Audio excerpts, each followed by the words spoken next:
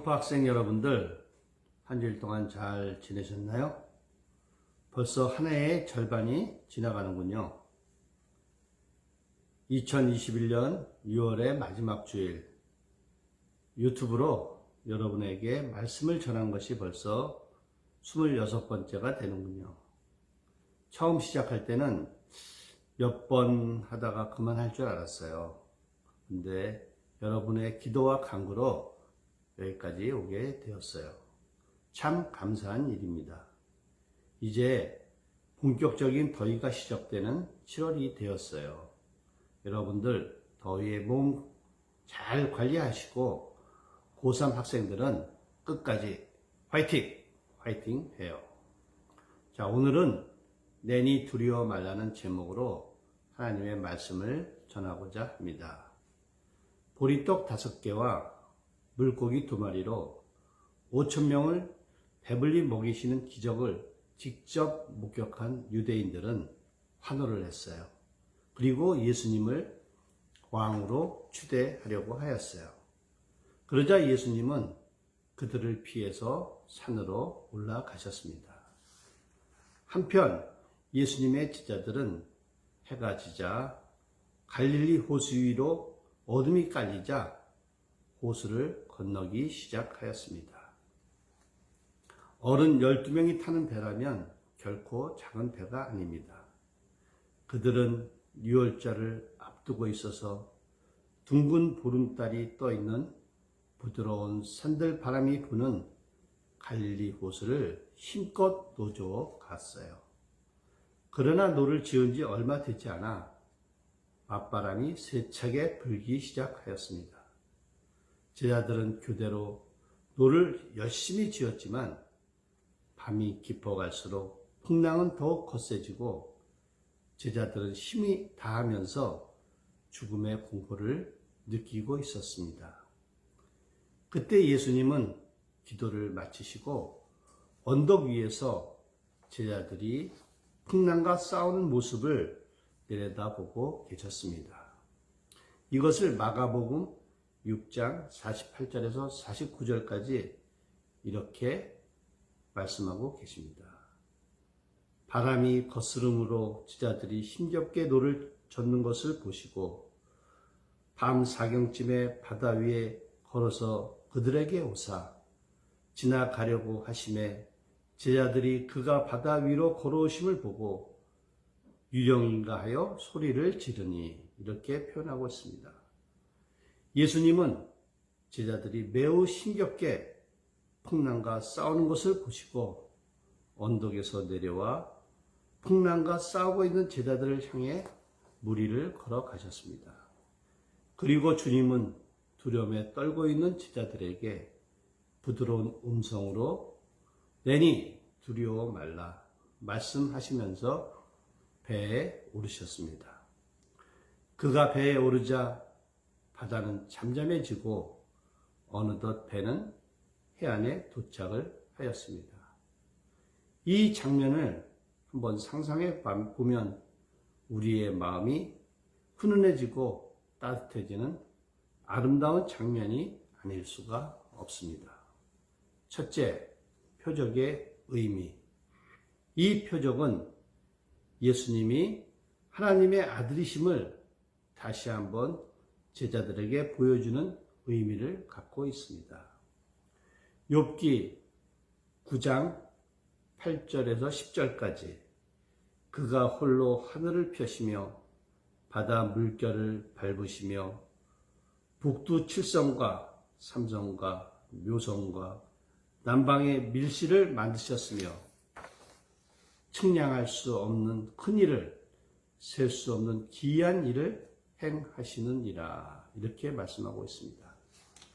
하나님은 하늘을 펴시며 물 위를 걸으시고 우주의 모든 삼라만상을 주권하시는 분이라고 말씀하고 있습니다.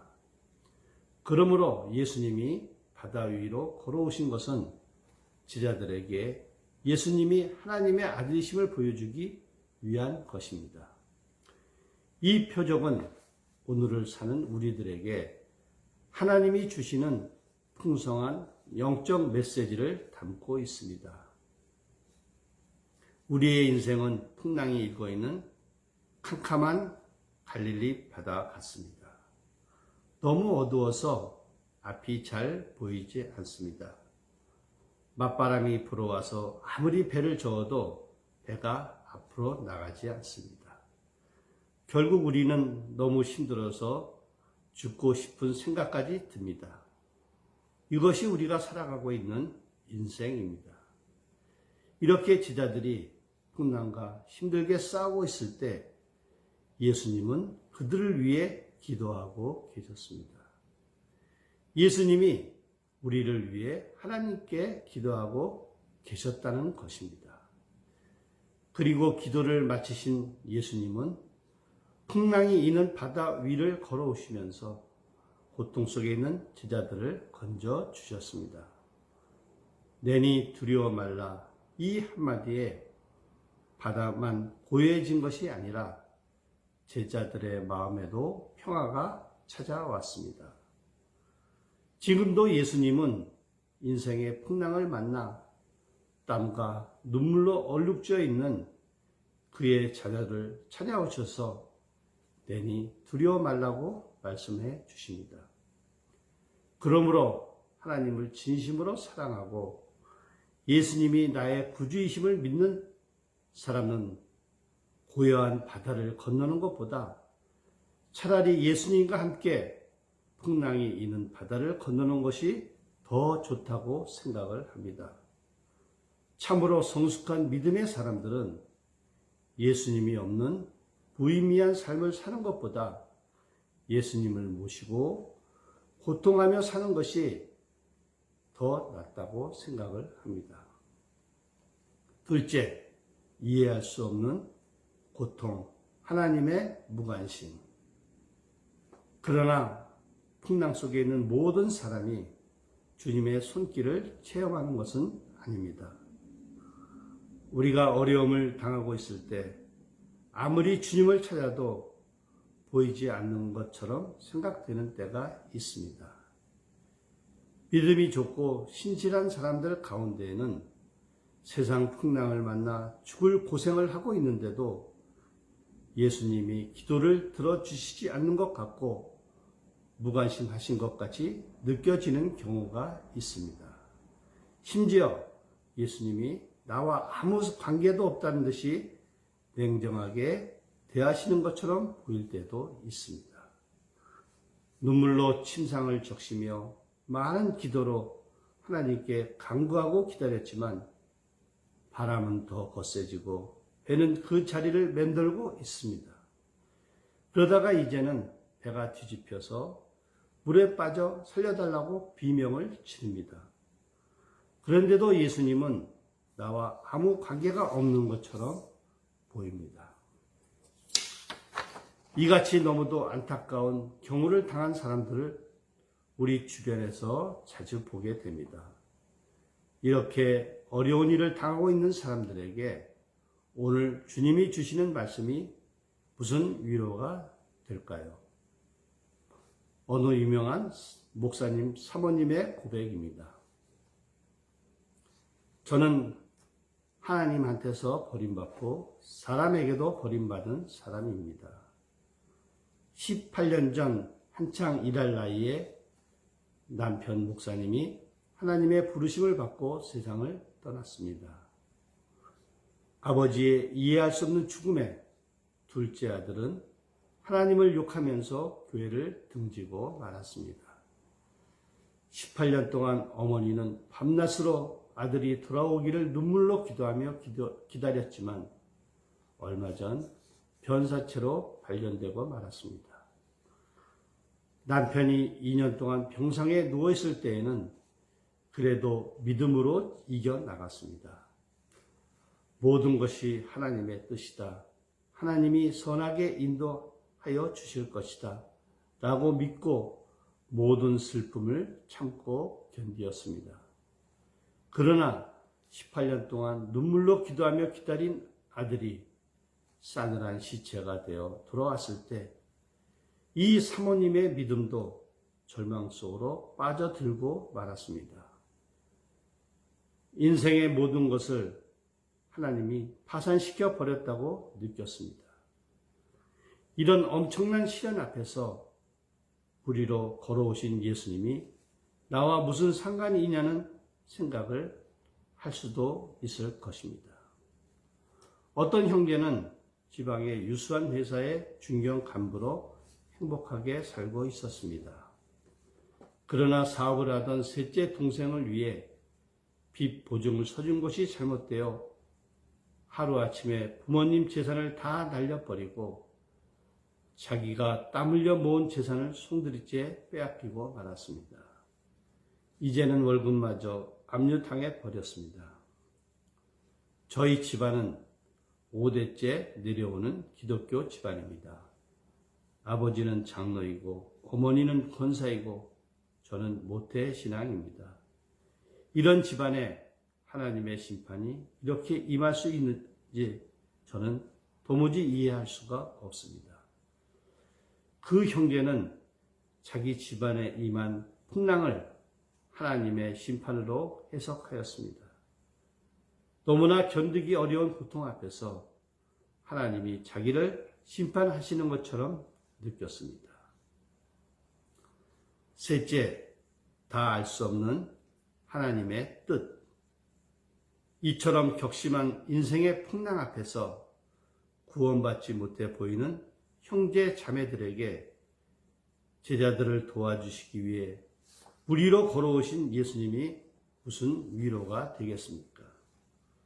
왜 하나님은 빨리 나타내셔서 우리를 위기에서 건져주시지 않는가요?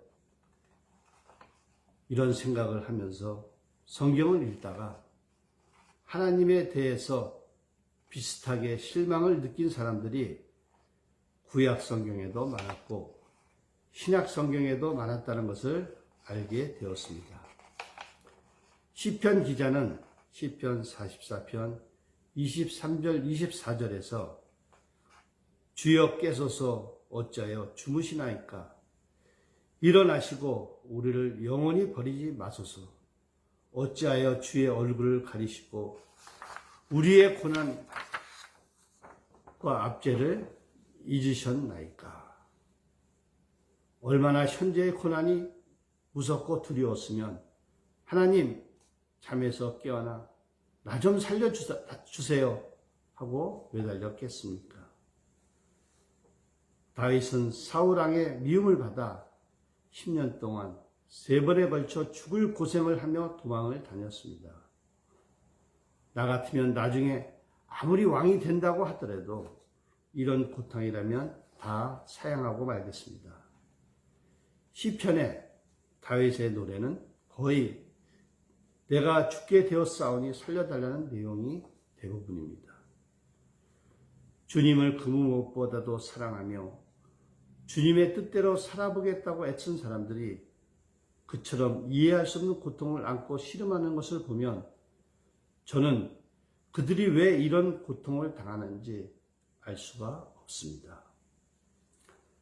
동방의 부자 욥은 많은 부와 자녀의 복을 누리며 하나님을 잘 섬기며 살던 사람인데 어느 날 갑자기 하나님을 잘 섬기는 것이 문제가 되어 사탄의 시험으로 하루아침에 모든 재산과 자녀를 잃어버리고 온몸은 만신창이가 되는 어려움을 당하게 되었습니다. 하나님의 선한 뜻이 있다는 것은 분명히 알겠지만 그것이 구체적으로 무엇인지 이해하기도 대답할 수가 없습니다.